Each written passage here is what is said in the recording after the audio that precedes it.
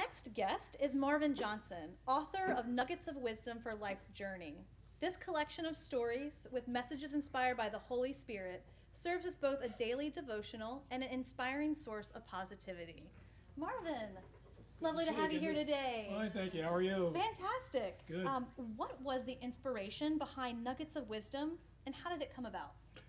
Well, I don't know if anyone out there has lost a spouse, but I lost my spouse, Sandra, my wife and bride of 45 years.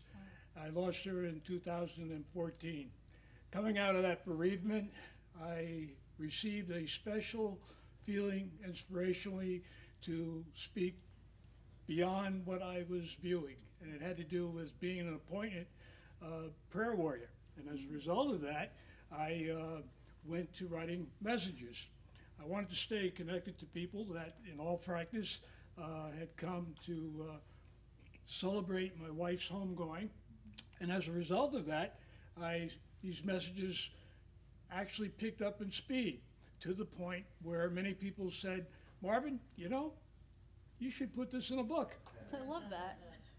How did writing Nuggets of Wisdom help you to heal? And what would you say to someone who is going through something where they too need to heal? Well, when I think about it, in all frankness, healing is a process to which many of us go through, particularly when we lose a loved one. It's something that really hits to the heart of who you are as an individual.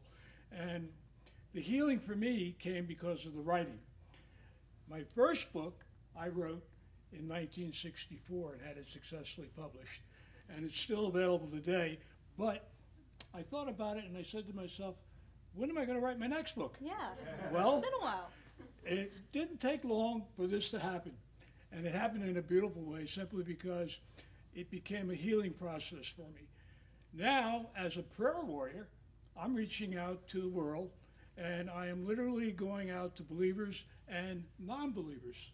And this is what this book is all about, reaching people who, quite frankly, wish to receive an enhancement in their lives. And this is what it's all about. Beautiful. For others, quite frankly, in reading this, I think it'll give them a pick-me-up. I love that. What are a couple nuggets that you're hoping readers will take away from your book? Well, if you go to chapter 25, this speaks to something to which a lot of the messages speak to. Chapter 25 speaks about hope.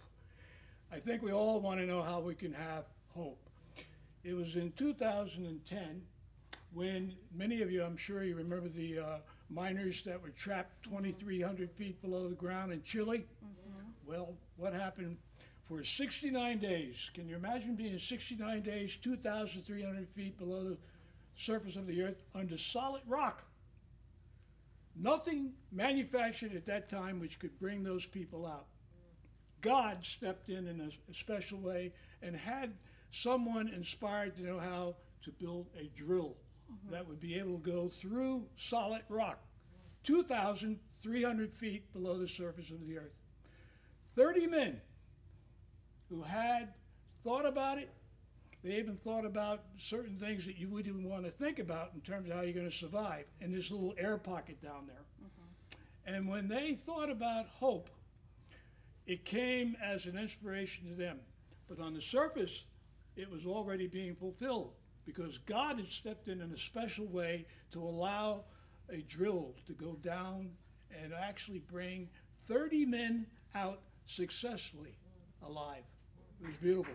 So that's chapter 25. Yes, I love that. Marvin, where can the readers and viewers at home get in touch with you? Well, if you look at Marvin E. Johnson, and there are a lot of Marvin Johnsons out there, but when my daughter did a website for me, she said, guess what? Marvin E. Johnson's not taken. Wow. I couldn't believe it. So, anyhow, www.marvinejohnson.com.